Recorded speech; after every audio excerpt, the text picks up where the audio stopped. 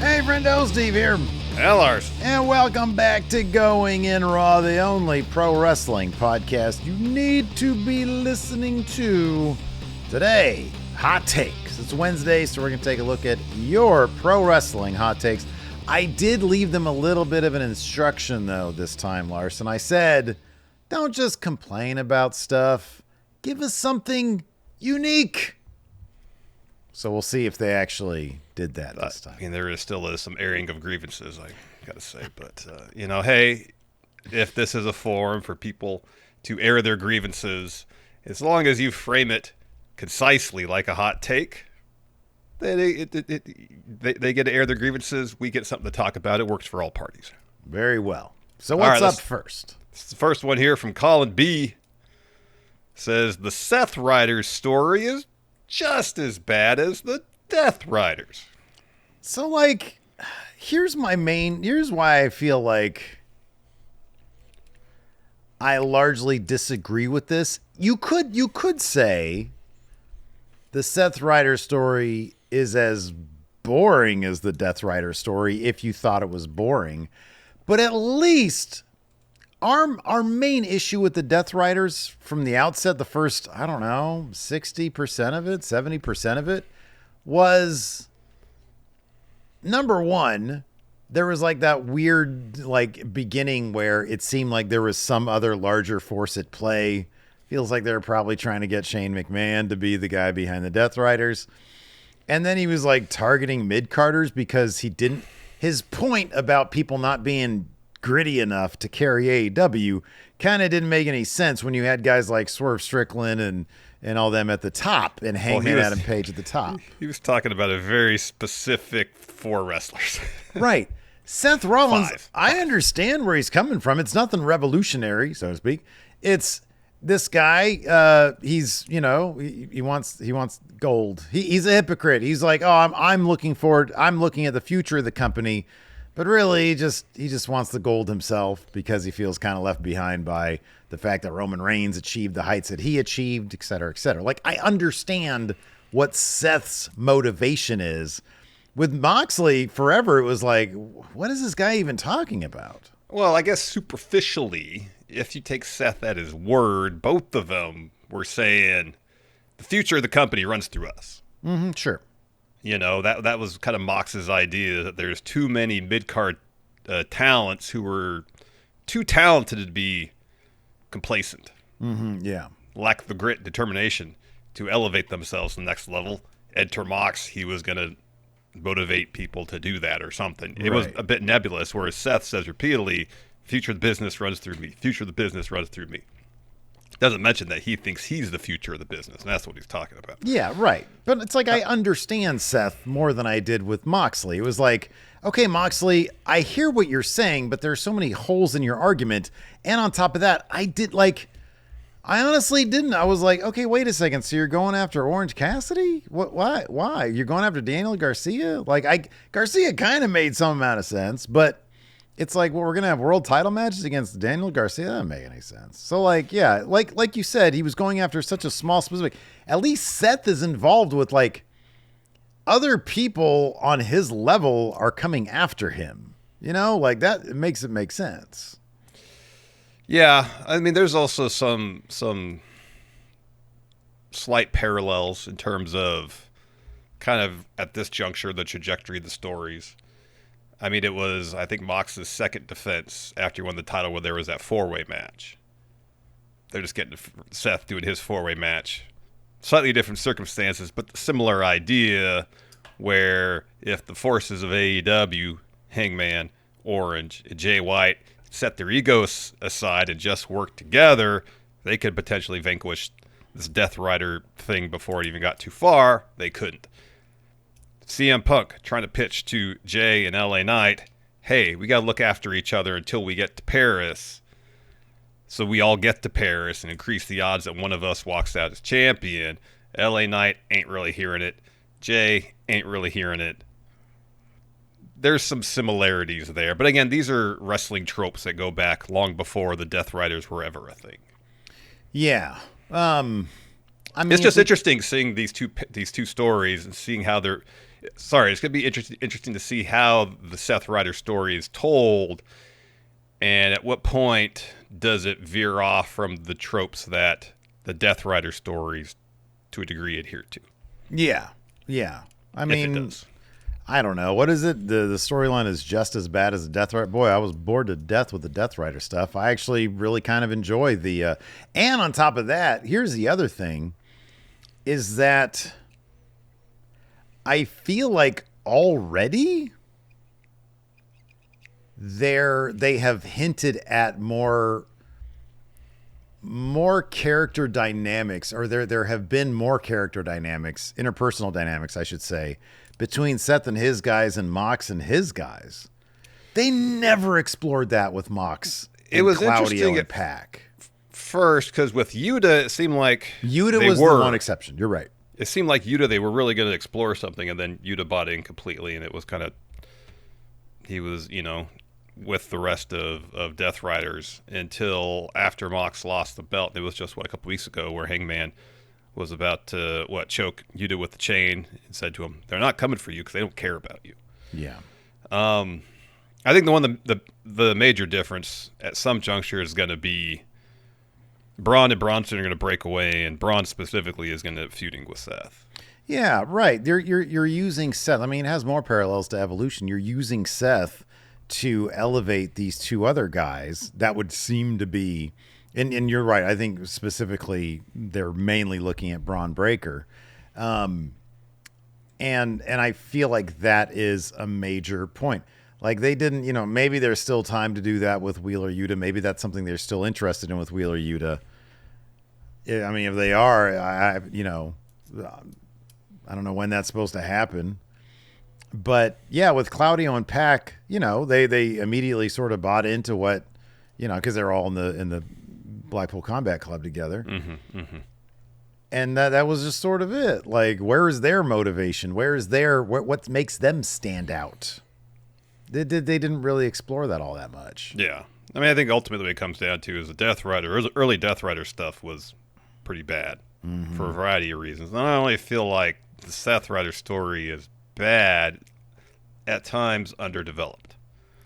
Yeah, I mean, I don't know. I don't know what people want.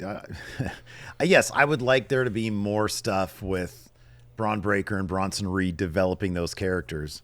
But otherwise, I've been entertained by this stuff, and for the longest time, I was not entertained by the Death Rider stuff. Steve, you're telling me you've been entertained by 20-minute promos to start off Raw? Well, those I can do without, but the main event stuff is usually pretty fun. That's the one advantage Death Riders had, is that by and large, they did not have 20-minute promos to kick off Dynamite. Oh, I don't know, man. I remember Mox giving us a lot of promos where he just said the exact same thing every single time. Oh, they were Might have been in a stairwell, but it was still, I had to sit through it. It wasn't 20 minutes. I might have felt 20 minutes, but it wasn't. Dead Scene here with a hot take says AAA has brought a breath of fresh air to the WWE and has been the best purchase of TKO so far. I mean, I would argue that WWE has been the best purchase of TKO. If you're considering TKO, Endeavor or whatever it is. Yeah. Yeah, I mean, they got a lot of fun shit going on over there. I mean, what's the other purchases of TKO? The bull riding thing? Yeah, I know. Look, I'll be honest with you. I have not watched the bull riding thing, but I imagine it's probably pretty cool. Did they buy? They didn't buy Slap Fight yet, have they? Power Slap? Power Slap? Is that what it is? That's Dana White's slap thing. Okay, yeah. So I just called it Slap Fight. Ain't no Power difference. Slap is what they called it. No, I don't think so, but I could be wrong. Yeah. What else have they bought? They haven't bought TNA yet. See if that happens. Maybe we'll see. It doesn't seem like they need to. I no. At this point, to just do what they want. Yeah, they'll TNA will do WWE's bidding, and they don't have to buy them. Yeah. I'll say this, and granted, the sample size is small. It's a show, it's Triple Mania. I'll say that Triple Mania highlighted what WWE can be. God, you want to say it as best. When WWE is operating optimally, it's focused on character dynamics, telling the stories. And I thought they did a good job of that at Triple Mania without all the advertisements, without all the commercial breaks, without all the corporate kind of stuff getting in the way of the stories they're trying to tell during these matches. And I think for that reason, it felt, okay. It felt lighter. It felt more fun. It felt more engaging. Yeah. As opposed to, you get a match, you get 3 minutes of video package because they got to run commercials on Peacock, then probably another video package to highlight the match that's coming up, plus some corporate mascot because they're sponsoring that match in the crowd doing a dance, like the drumstick mascot. Yeah. And then you finally get to the match. Yeah. Triple Mania dispensed with a lot of that, although I could have done with more Dr. Simi, honestly. Yeah. I mean, honestly, what's wild is that you and I will sit here and we'll criticize the drumstick guy. But like if they dolled up a guy in a Bardal oil suit. Dr. Simi. Or Dr. Simi, I'd be cool with that. Because our Triple Mania experience, this is what it is. Our Triple Mania experience started with that all already baked into it. Yeah. That hasn't necessarily been the case with WWE. We've been watching WWE for 30 years, basically, 25, 30 years. It's just really the last 4 or 5. And it's been really accelerated the last year and a half. Yeah. Where they're really hitting the accelerator on getting as much sponsorship money as possible. Some of it also is just like the method by which I think some of it is also like it's so alternate universe. It's like Bardal. I hadn't heard that since before AAA. Like I didn't know about that. So like it's like, oh, what is this Bardal? And then remember there was that the chewing gum, which was a very like specific flavor that Enforcer then had to go get. So it was like a spicy mango. Yeah, you sent some to me. Yeah, right. It was good. Like it was like, oh, what is this? Like I know what drumstick is. I know what Slim Jim is. I'm not impressed. Yeah. There's no discovery in that. You're saying yes. Right, but also they had like a rusted old truck on the stage of their 2020 or 2021. I think it was 2020 show. It's 2020. Late 2020. Like, I don't know if WWE got just super tacky with it, but you're right. I think you're kind of right though in that, man, WWE, they wouldn't do that shit. And then it's just sort of a matter of like, here, you know what I think it might be, dude? Now that I think about it, WWE, you don't need that money. AAA probably did. Hey, they were doing what they could to survive. WWE, you don't need that money. You're already getting enough of my money. Yeah. I mean, how many billion-dollar TV deals do they have? Right, exactly. Do you really need advertising? Do you need a couple more million, Yeah, to put a logo in the middle of the ring. Right. To have the drumstick mascot out in the crowd dancing before the match. This is like the third time you talk shit about the drumstick guy. I will say this. I like the drumstick guy. I wouldn't mind. Look, logo mascots dressed up as stuff. I'm fine. No, let me ask you this. Do you like the drumstick guy or do you just like drumsticks?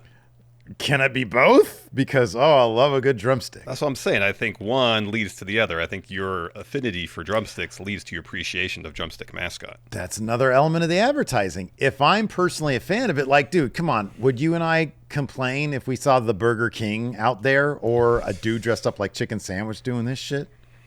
No. We'd be all about it. If, like, Bill Donut Spot showed up, and was like a box of donuts, or a chocolate old fashioned. Yeah, I'd be all about it.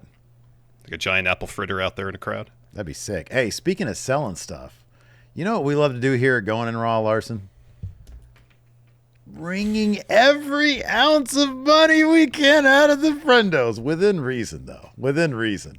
I got this in the mail today. I only pushed this. I have actually designed and purchased multiple jerseys that I have not tried to sell to the friendos because I didn't think I did a good enough job designing these so that they would need to have these things. But at Friendo Shop right now, you can get this. It's the latest basketball jersey, given that the NBA season's starting up in a couple months.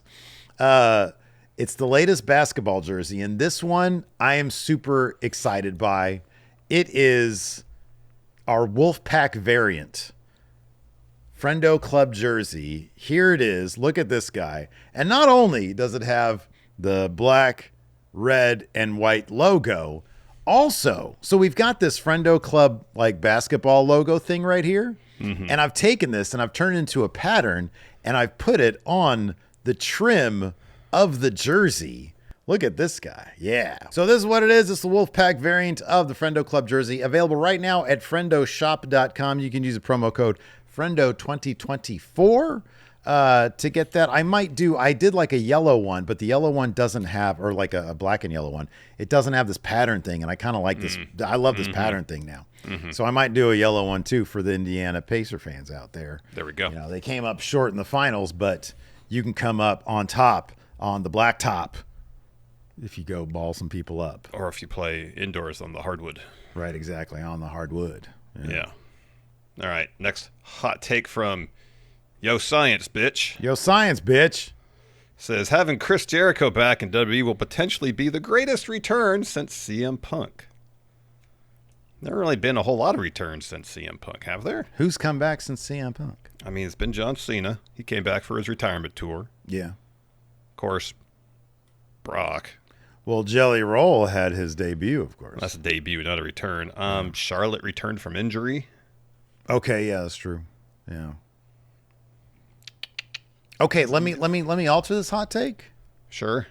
Having Chris Jericho back in WWE will potentially be a better return than CM Punk.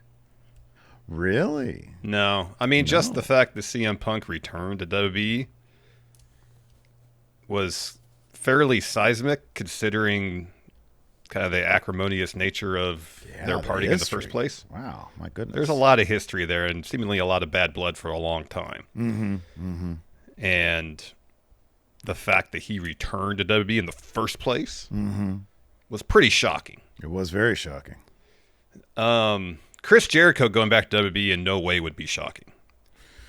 It wouldn't even be terribly surprising.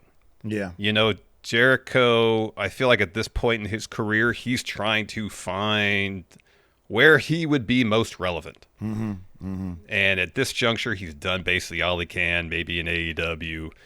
Maybe he thinks AEW, they've plateaued, this is their ceiling, this is where they're going to be at. Yeah. And WWE, as Triple H likes to say, is what, Steve? Golly, I don't know if this dude would even claim this anymore. I know, but that's why I think it's funny to say it at this juncture. It's on fire, but try to get this thing back. So Jericho wants to be there because it's the hot company right now. Yeah, man. WWE probably cut him a huge contract. Yeah. I mean, it would be the biggest return since CM Punk because, like, the returns have been kind of like, we figured these people would be coming back. You're right. Jericho's would not be surprising. It would not be shocking. But oftentimes when you see it happen, it's like, oh, this is kind of cool. Let's see what they're going to do now.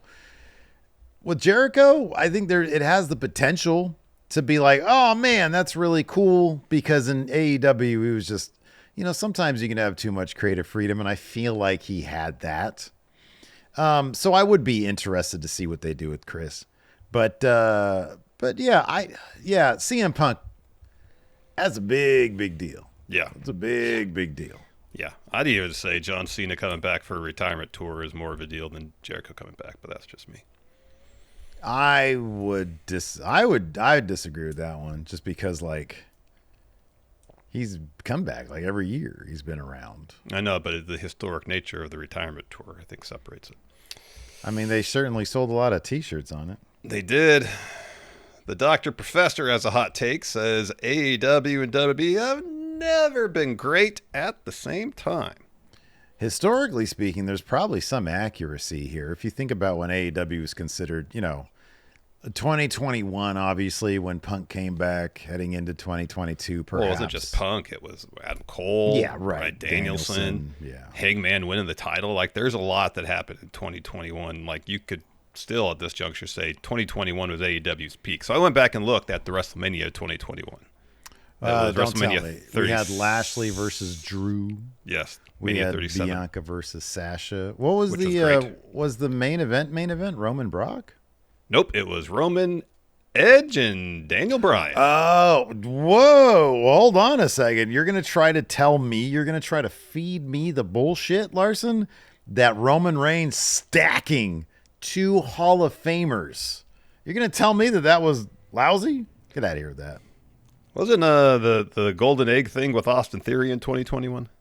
Or is that 2022? I don't remember. I don't know, but that was pretty bad. It was pretty bad. There was a lot of bad in WWE in 2021. I don't even know if I would consider.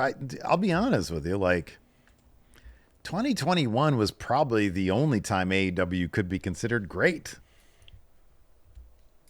2019, like its first pay-per-view, its first, like, prior to TV. Yeah, Double or Nothing was a pretty solid show. Yeah, you know, I mean, that when AEW was before they landed the cable deal, it was like, oh my God, every pay-per-view is must see because these guys are going to compete. And the shows have always been really good.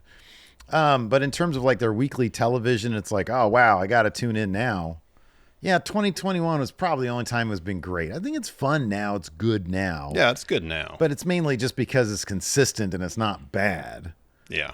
So yeah, no, I mean, I think when you think about it, well, I mean, again, I'll alter this hot take to narrow it down within WWE. Has there been a period where both Raw and SmackDown have been firing on all cylinders? Like, no, that is a question. That is a question. It's funny. Like, they can almost never get on the same page when it's like, oh, you know, this one's good and this one's good. Yeah. I'm trying to think. Because when SmackDown was really good with the Bloodline stuff, what was even going on Raw? So, yes, it was 2021 with the Golden Egg. Yeah. No, I'll fully cop. That was, you know, because that at that point, well, what was it? Was it July of 21 that the lawsuit thing hit? Yeah, it was SummerSlam of 21, I think, when that Triple H took over. He had like Damage Control be brought back. No, it must have been 22 because Vince was on TV for the Golden Egg thing in November. Okay, you're right. It was 22 then. It was 22. Yeah, 2021 was, that was Vince, huh? Mm-hmm. What was it? Mm-hmm. Lawsuit thing happened? Really? Okay. Yeah, I guess that makes more sense. That makes more sense. That was 3 years ago. Gee whiz. But yeah, I mean, wrestling in general, like the last time you had something where like both things were really good, had to have been like the Monday Night Wars. You know, I'll say this. Whether you consider AEW and WWE good or not currently, they're both very consistent. You know what you're going to get whenever you turn on Dynamite, whenever you turn on Raw, whenever you turn on SmackDown. And very rarely are you surprised about the program you get when you turn it on. I'll say this. And I'm not talking necessarily specifics, just in terms of how the show is constructed. Yeah, sure. What happens or what doesn't happen on the show. It's generally pretty consistent. Yeah. Hot take here from MPR says it's only a matter of time before WWE schedules a special Wednesday edition of Raw. You know, we talked about this on the Raw recap today, and it was in joking terms, but it's kind of not. What's the top priority for WWE's business model now? Is it wringing every dollar and cent they can out of their customers? Or at this point, they realize that they may have maxed that out or approaching the maximum they can do currently. So now their focus has switched to, we got to put AEW out of business. And I'm sure there's a variety of reasons they'd want to do that. But you got to think top 3 would be to dictate wrestler salaries. Oh, yeah, absolutely. No, if AEW disappeared tomorrow, WWE's position across the board in their business would be elevated, including, as you say, wrestler salaries, 1,000%. And the company, WWE, do probably everything in their power to drive wrestler salaries down. Yeah. Without another hugely successful wrestling promotion on cable television, giving wrestlers the added leverage in negotiations. Yeah. If you want to work for WWE, they could try to dictate what wrestlers get paid. Yeah, absolutely. You know, there was like a rumor going around kind of now based on some comments made by one of the officials in Saudi Arabia that WWE might come 2027 have their normal WrestleMania, but then also have a second WrestleMania event in Saudi Arabia. which happens all in weekend. Which happened. Yeah. Yeah. Yeah. Yeah. Opposite all in. Yeah. Yeah. At some point, maybe logically, you can conclude that WWE would schedule multiple WrestleManias whenever AEW Dynamite has a very special episode. Yeah, like if it's a beach break. Yeah, exactly. Yeah. Guess what? WrestleMania Wednesday. Yeah, exactly. Yeah. Good Lord. Because, I mean, that's the funny thing. It's like, wait a second. You're you're trying to get John Cena's last match as fodder against AEW? Dude, just be yourself. I know. Just be new. Stop worrying about that shit. I know. We say this all the time, that WWE's insistence on counter-programming AEW lends more legitimacy that AEW is actual competition to WWE as opposed to WWE just doing its own thing. Like, how much money did WCW leave on the table by not putting Goldberg Hogan on pay-per-view? A lot, probably. That's dumb. That's just dumb. You can run angles on TV. They had Luger win the title on Nitro. That shit was pretty cool, actually. But then he just lost it like the next pay-per-view, like on the following Sunday or whatever it was. I know, that was dumb. Just to be like, I don't really want a job to Sting, so I'm going to job to Luger. Hey, I like Luger. Yeah. But yeah, it's going to be interesting in the next couple of years to see how aggressive WWE is when it comes to scheduling their shows opposite AEW pay-per-views. Because if it's especially if this first one in September, and I don't necessarily think it's going to happen, but by some miracle, not even a miracle, but by whatever, AEW's buys actually dip a relatively substantial margin, 20%, then I think WWE is going to be really encouraged. Oh, we're going to be super aggressive about this. Get blood in the water, huh? Yeah, so they probably won't announce a pay-per-view or premium live event until AEW announces one. We're going to have AEW is going to wait and announce a pay-per-view like 2 days before it happens, so WWE can't counter-program it. Yeah. And it's also going to be interesting to see pop-up pay-per-view. Exactly. What Tony Khan is going to do in response to this September 20th PLE. Like, is he going to take his book sheet and rip it up and be like, all right, we got to stack this one. We got to stack this show. Do you think there's any way? So, like, if Tony Khan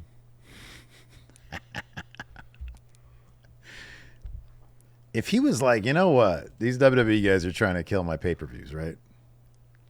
What if he were just on the sly? Here's $5 million. I'm just going to go ahead and order 100,000 of my own pay-per-view. Make it look like, oh, all these pay-per-views are getting 200,000. Your strategy is having the opposite effect. I wonder if he could do that on the sly. It's $5 million. It's nothing to a guy with his kind of money. It's nothing. I know, but it's a lot of money. Still, it's a lot of money. To a billionaire, though? No, I'm not saying in comparison to what he has. I'm saying objectively. It's like $40 to you. No, I'm not. You know I'm not saying it's not. It's a lot of money to a billionaire. I'm saying if AEW's pay-per-view numbers doubled at a pay-per-view, people are gonna be like, "What the heck is this?" It's going to raise a red flag. Tony Khan will be like, "Great marketing." Maybe, I don't know. Hey, it's where the best wrestle. Why are you guys surprised? They're like, all these buys are coming from, boy, Jacksonville. Jacksonville, quite the hotbed for AEW wrestling. They're like, yeah, it's our home base. It's our home base. People know us here. Like, there's more buys here than like it shouldn't be possible for this many people to buy this pay-per-view here. Somebody should look into that, to be honest. 100,000, 185,000 people. That's a lot of people plunking down $50. It is. I think 85,000 of that was Tony Khan. I'm joking. That's such a joke. It's a joke. Shelby Fielding here with a hot take. Says Cena loving WWE and not pro wrestling is one of the more fascinating headlines that has been buried in recent weeks. So I got the quote. What is this, Larson? So he said this on Stephanie's podcast. He said, this is kind of a lengthy one, so I'm not going to read it, all of it. He does say here, I will say I love the WWE. I will always advocate for it. And I don't need an important title behind that. I don't need any title. When you guys finally are like, hey, thank you for your service. It's been great playing with you. And that happens because everything always ends. I'm not going to go out the next day and badmouth the thing that I love. And I don't use the word wrestling. I use the word WWE. I don't like wrestling. I love WWE. Specifically, it's where I belong.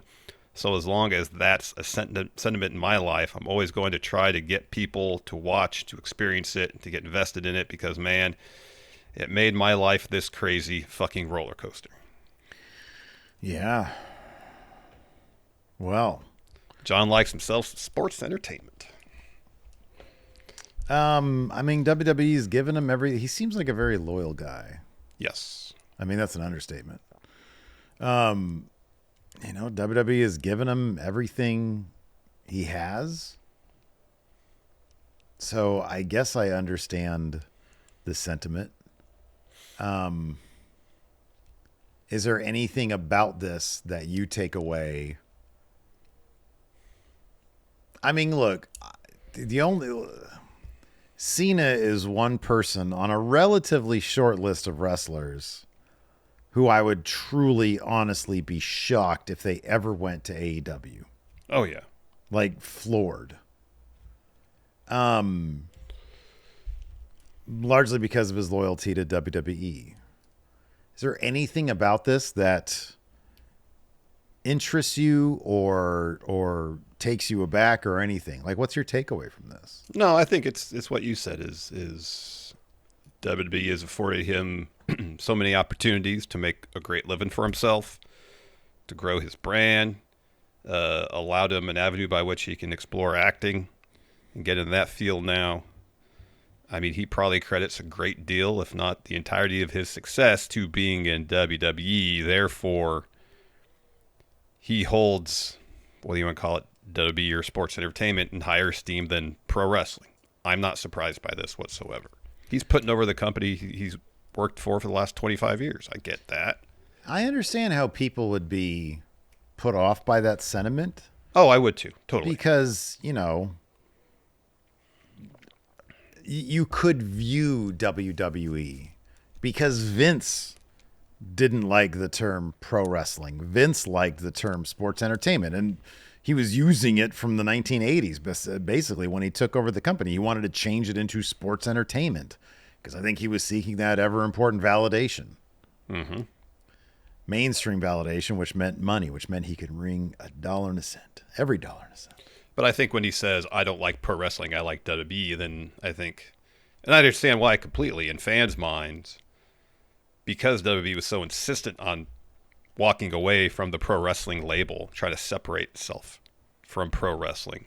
I think there is a certain amount of resentment from a portion of fans who love pro wrestling, and they may view WWE as pro wrestling, even though WWE doesn't view themselves as such. And I think there's even another subset of fans who thinks a lot of what WWE has done throughout the years has damaged pro wrestling. And with the idea of Cena kind of looking down on pro wrestling, as kind of minor leagues compared to WWE, I could see why people might take offense to that. Yeah. It's interesting. I mean, there's like a couple different sort of lenses you can look at with this, kind of like maybe. I'm trying to think of anything that's analogous because pro wrestling, as I've said before, is a very unique form of entertainment. Yeah. But back in the day, if you're a movie actor, you ain't doing TV. No. These days they're interchangeable. You know. Yeah. Even the fields of acting is like method actors and classical actors. There's the old Dustin Hoffman, Laurence Olivier thing. I mean, it could be a situation where there's an actor and goes, "I do theater and not theater." Yeah. Right. With the idea that theater is highbrow and you're doing, some of the great plays of all time as opposed to community theater production. Mm-hmm. Yeah, right. Yeah. So, I don't know. I mean, look, I understand. I totally get the guy's viewpoint. It's like WWE is not wrestling in, a high school gymnasium somewhere. It's a completely different different thing, Mm-hmm. So, I don't know. I kind of get it. Victor Perez here with the hot take says, no one gives Becky enough credit for being what everyone wants the quintessential wrestler to be, someone that can be dominant but uplift other wrestlers, great in the ring and mic, great storytelling that gives all wrestlers a chance to shine. She is the wrestler to be. I feel like plenty of people give Becky her flowers. I feel like she's incredibly well respected and received, and she doesn't get nearly the amount of venom that, like, for example, Charlotte does. Becky has always been pretty loved, in my opinion. Anyways, I don't know. Maybe no, I think so. I think people respect her a great deal for what she's accomplished and how she's comported herself as a professional. Yeah, totally. Yeah, she has a lot of goodwill. I feel. She does. But again, maybe we're in a bubble. I don't know. The Green Pianist with a hot take says Shawn Michaels isn't as good a booker as people hail him to be because he has the benefit of not having to book the same wrestlers for more than 4 to 5 years. I would counter that Shawn Michaels is not as good a booker as people make him out to be because NXT is not really that good. Mm-hmm. But I mean, I don't know. He's also kind of at the whims of, there hasn't been a dude being called up in forever. It's not like he's really done a great job building up his men's division there. No. Yeah, I don't know. I mean, I get this. He has the benefit of not having to book the same wrestlers. I actually think that's kind of a detriment because when you have the same wrestlers, you have the ability to build history. And so much of WWE storytelling is reliant on the history that has been built by wrestlers that have been there for a while, and they can mine that history and those relationships. I mean, hell, try to describe the relationship between Seth Rollins and Roman Reigns. It's like, hey, all right, sit down, kids. I got a story for you. Mm-hmm. So, like, I feel like, honestly, part of the reason maybe that NXT would be more difficult to book because, I don't know when people are going to leave. Exactly. It's a harder product to get into, in my opinion, because of that. But then we got people who swear by it. So yeah, people really love NXT. Yeah, some do. So yeah, but I don't know. The people that like NXT really seem to love NXT, and they swear by Shawn Michaels. I would be interested to see, because I do think that his job is probably incredibly difficult. Yeah. I'd be interested to see what he would do with characters who have already built in that history and see if he could do something interesting on main roster. I totally wouldn't be opposed to that. Yeah. And here's the other thing about Shawn Michaels is that, similar to Triple H, I don't think I've ever brought this up to you, but I know it's come across my radar somehow, the idea that, hey, what would it have been like if The Rock had won the power play? If there was a power play, Brian Gewirtz was his head writer.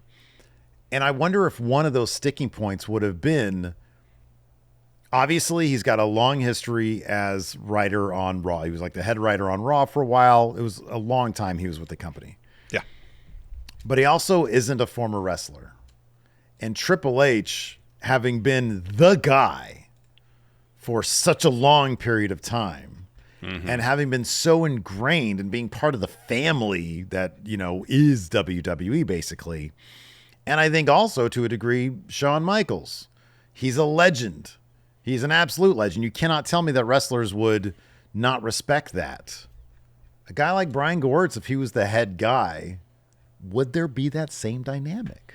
Or would it be a little bit more like, oh, we're hearing there's pushback backstage from some of the ideas. More wrestlers are going, whatever. Or is Nick Khan the guy who would step in and be like, fuck you, you're suspended and you're fined? I don't know. Yeah, I don't know either. I guess at the end of the day, if it's a situation where wrestlers are happy with the creative they're doing, I think it would put a lot of that kind of stuff to push it to the side. Yeah.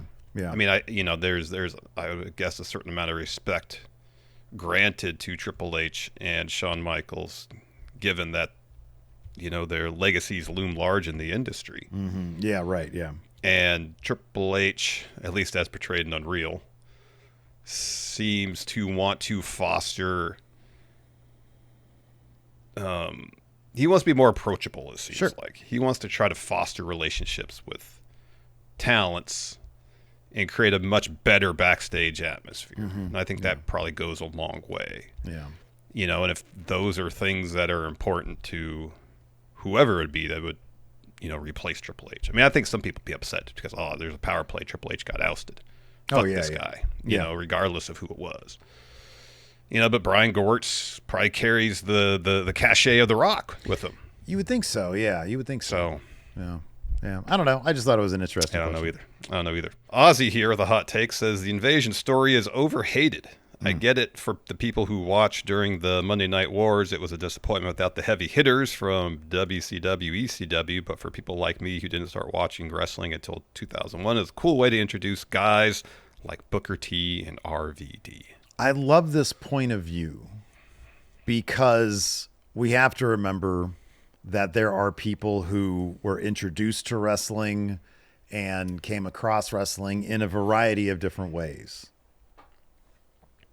That being said, as a person who got into wrestling, who was sucked into wrestling thanks to specifically WCW, the NWO, and then who got and was like, what is this WWF? Well, WWF is crap these days. And then like once it got good, oh shit, this is really good. I like this. And watching the war back and forth and watch the finger poke of doom and watching it all go downhill from there. When WWF bought WCW is a fucking mind-blowing experience. And the possibilities were endless. And then you realize that contracts are a thing. And these contracts were with fucking Ted Turner and not they just weren't, the WWF didn't just get the contracts. All they got was the library and the name. Mm-hmm. And they went ahead and got some of the contracts. And so it was like, oh, look, I love Booker T, but he was the only big name that showed up in the first batch of the invasion. And shortly after DDP and eventually, like 2000, 2003 were much bigger years for invading things than 2001 was. Mm-hmm. But when you understand, like the Guy Evans Nitro book is really, really terrific because it talks about a lot of this stuff. When you kind of understand what WWF was dealing with, then it became like, oh, I kind of understand how they did it the way they did it and why they did it the way they did it. But it sucked. And even like when it was like, oh, wow, ECW was showing up. That's actually really kind of cool. Then they just put them with WCW and then they just grabbed a bunch of dudes from WWF. No, it just kind of sucked. It just sucked. When you think in your head, oh man, I'm going to get fucking Goldberg versus Steve Austin. And then you end up getting, I don't know, whatever we ended up getting. Well, Stone Cold was a member of the Alliance for a while until the story blew off. So yeah, Goldberg wasn't even there, No. Like, and then they never even did that when they had kind of an opportunity to do that. So yeah, it was just bunk. It was dumb. The WWE was in a weird position where it made sense to do the invasion when they did it, because if they had waited 2 years, people are like, why'd you wait 2 years? Yeah, right. They did that great cliffhanger where Shane bought WCW. Then he's going to sit around for a couple of years? That doesn't make any sense. So you kind of have to move forward with some sort of storyline now that they have WCW. And, like if the original plan was they'd keep WCW as a second brand under the WWE umbrella, but, if TV rights got in the way of that, all right, what's next? All right, have an invasion storyline. I mean, yeah, because they were trying to find like a TV spot for WCW to continue it. Mm-hmm. And that didn't pan out. The best they could do, if I recall, was like Saturday nights at 1 o'clock in the morning. Yeah, it was super early in the morning, yeah. Nowadays, if Triple H was running things back then, you know how slow that guy moves. It would have been 2008 before we got an invasion. Right, exactly. So, yeah, I don't know. I mean, they just didn't do that style of storytelling back then, but like all things in hindsight. And plus on top of that, they didn't know if they were going to, Hogan's interested, Nash is interested, Hall's interested. That was like a year or two later. Mm-hmm. And so, yeah, I don't know. And then Sting never even showed up till like 2015. Yep. So I don't know, man. I look, I can definitely appreciate this hot take because yes, everybody experiences wrestling in a different way. Mm-hmm. But to have that idea that, oh man, and then they run Booker T versus Buff Bagwell, and they have like a different new WCW logo, and it looks so generic. And the match was not good. And of course, the match sucked. Yeah. Hot take here from Cameron Shank says, as someone who struggles with punk derangement syndrome, I can say Larson does not show signs of punk derangement syndrome. Let's get this out of the way. This is not my burner account. This is not one of my other accounts. Seems like it might be. No, it's not. So thank you, Cameron. I don't dislike Phil Brooks. Thank you, Larson. I have no issue with Phil Brooks. I don't really think he's being booked to his fullest currently at WWE. But you have a major problem. Let me finish your thought here that you definitely were thinking. You don't have a problem with Phil Brooks. You don't know Phil Brooks. He's a man. He's a performer. He's a sometimes B-movie actor. Correct. Comic book writer, too. You have a major problem with CM Punk. And in fact, have a searing... Wait, hold on. I'm finishing your thought. You have a searing hatred for CM Punk. Correct. Not true. Not true. Simply not true. Look, I can sit here all day. Actually, I can't. I got places to be. But I think the evidence speaks for itself. Larson, in fact, loves to hate CM Punk. It's not true. I think what we get right now is watered down CM Punk, and it's just not that interesting to me. That's all it is. And, of course, you hate him. I don't. At all. Here we go. Last one. John Bear Gaming says, hot take, zero sugar soda is one of the greatest inventions ever, and no, aspartame won't kill you.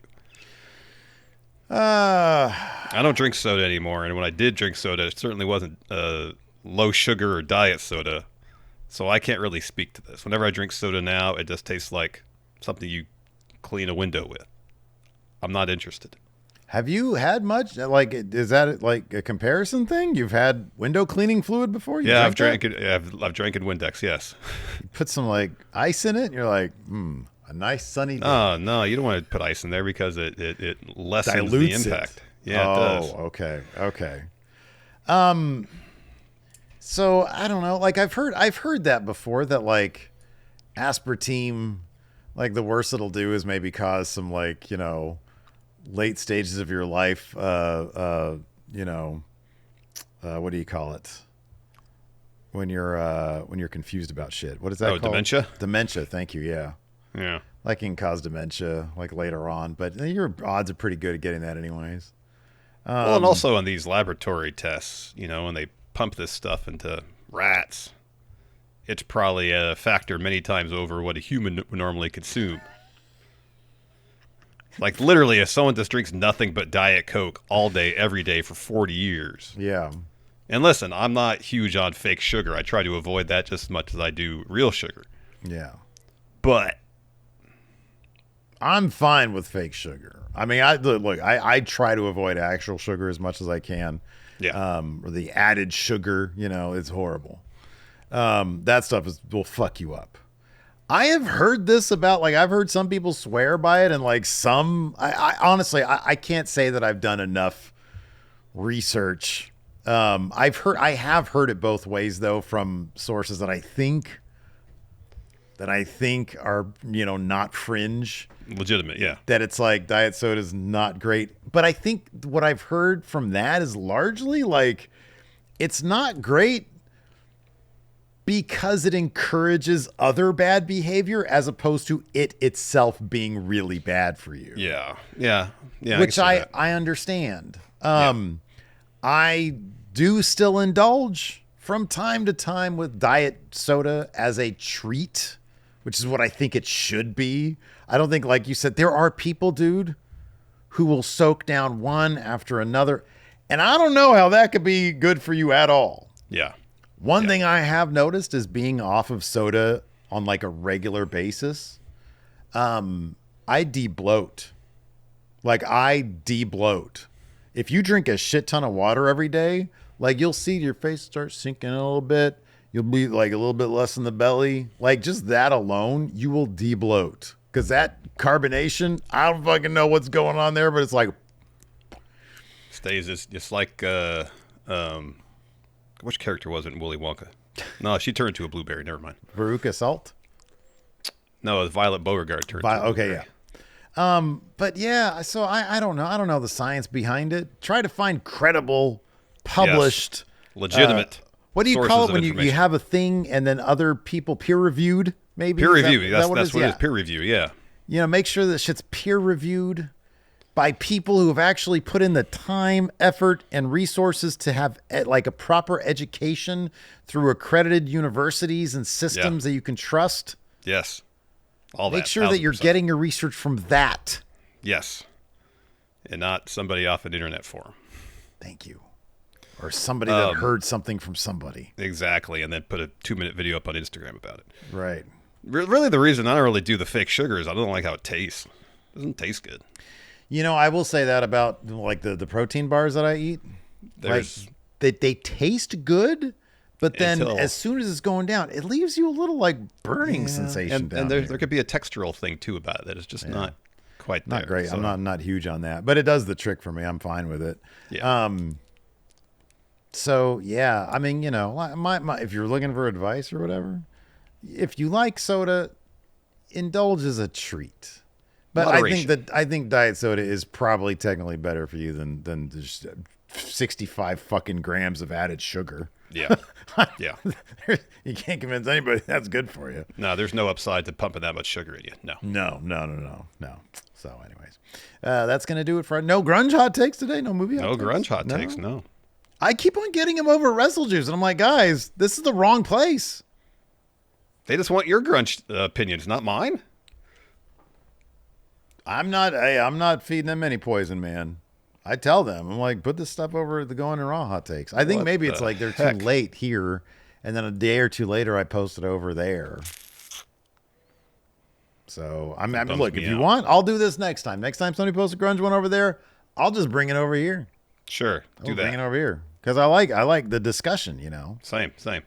Anyways, that's gonna do it for the show today. Thank you, everybody. I liked that one last week where it was like the best line in grunge history, and then we got that to was talk good, about yeah. grunge lines. Yeah, that was good. That was a good one. That That's was a gonna good do one. it. I like See you that kind of guys. stuff. We'll see you guys around. Goodbye.